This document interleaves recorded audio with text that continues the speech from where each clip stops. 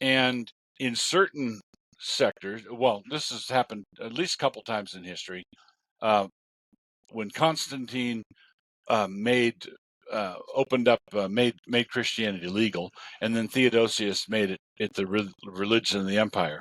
The reason Constantine did that, and I'm not questioning whether he was sincere in his Christian faith or not, but there were political pressures on him to do this, and the political pressure was that Rome was falling apart.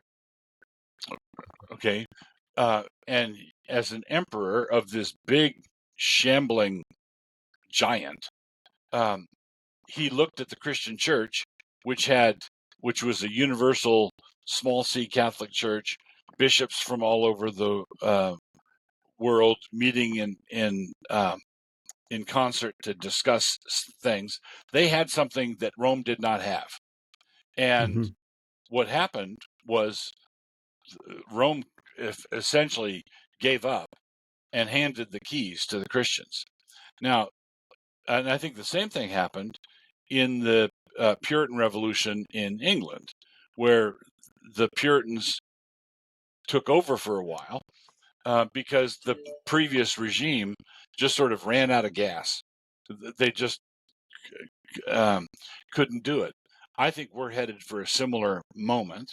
I believe that because it's a global thing, there will be parts of the globe where the secularists don't run out of gas. They can keep going for a while, but there will be places where they say we give up, and Christians are going to be in a position, if they've thought through these things, if they've read up on it, if they've read Wolf, and if they've read my Mere Christendom book, and they're engaged with these things, they're going to be perhaps more ready for prime time than we've been in some of the previous eras when we found ourselves running the show before we were quite ready.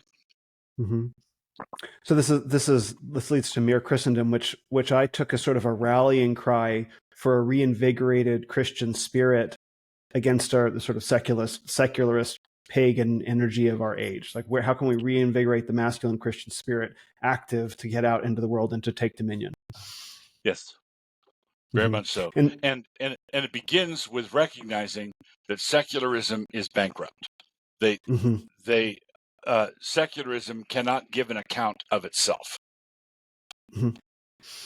Why do you think there are so many Christians that are still holding on to this notion of what seems to be a secular, a neutral space? I saw your response video to Owen Strachan, and I found it striking that he would suggest that there's still some neutral space out there. Are we not clear that that doesn't exist?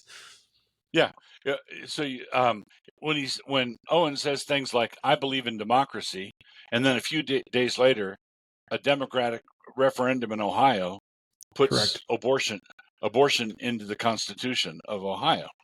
So is that, I don't believe in democracy. I believe in righteousness. Democracy is a mechanism. A republic is a mechanism. A monarchy, a constitutional monarchy, is a mechanism. The standards of righteousness are not to be found in any mechanism. You can have a tyrannical king. You can have a just king. You can have a just society voting in just laws, or a rogue society voting in an unjust law. So the idea that now going back to your question, the reason I think Christians are still somewhat enamored of secularism is that in this pretended neutral world, there's a pretend. The secularists have told us, well, there's a realm of neutrality, and Christians said, oh, okay. And then we go into the realm of neutrality, and when Christians operate in the realm of neutrality, because they're Christians, they obey the rules. Okay, they say, okay, we agreed to be neutral, so we'll keep Christianity out of it. I get it. We'll run on this. We'll be in the school board, and we'll be involved in the PTA and all of this stuff, and we'll keep our Christianity out of it. And the secularists agreed to keep their paganism out of it, but they break their word. Okay, so we've been showing up at the soup kitchen, right? Um, and we don't, and we keep bringing our ingredients, and they bring their ingredients, and we agree it's all neutral, right? But they've been lacing the food with cocaine, and they've been doing it for decades, and they cheat, right? Well, the Christians Mm-hmm. don't cheat.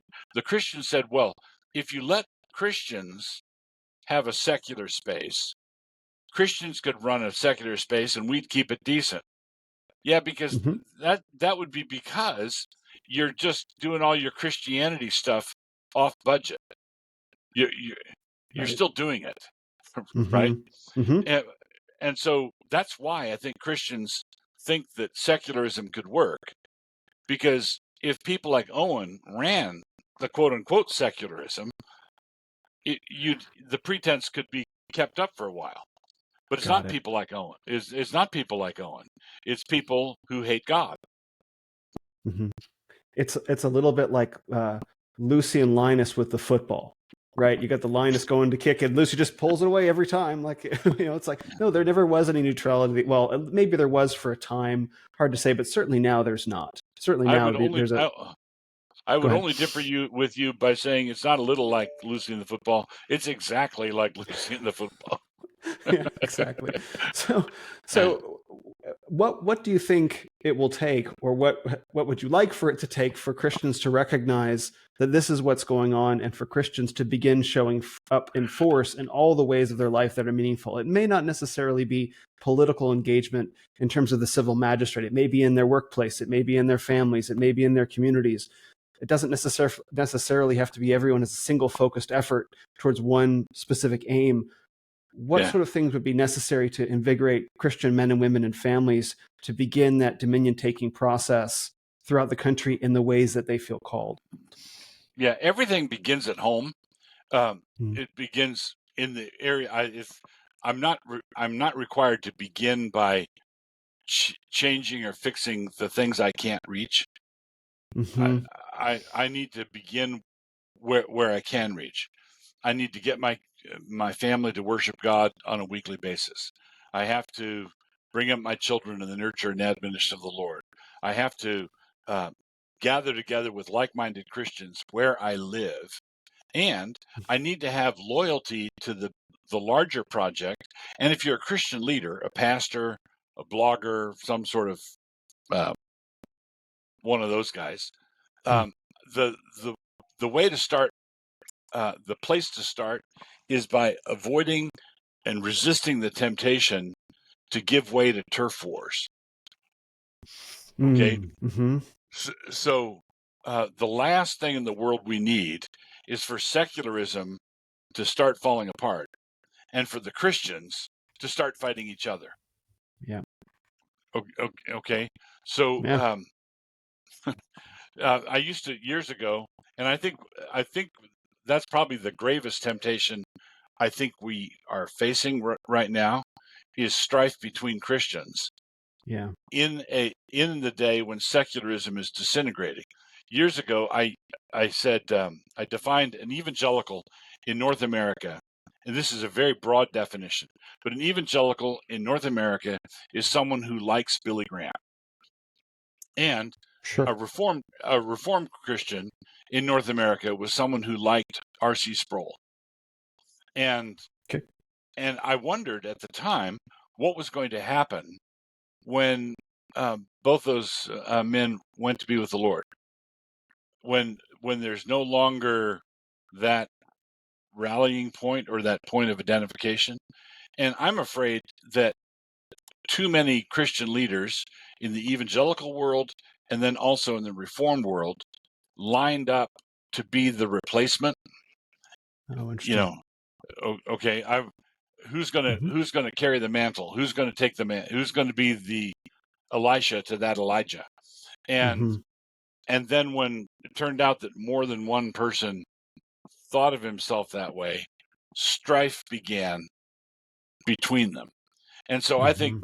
Christian leaders ought to remember what the Lord Jesus did with the disciples when a dispute arose among them as to who was going to be the greatest. Don't think like that. Don't think like that. Don't think like that. Right. I'm so glad that you said that, because I think the challenges that we face as Christians and also as men mean that different men will be called forth to lead.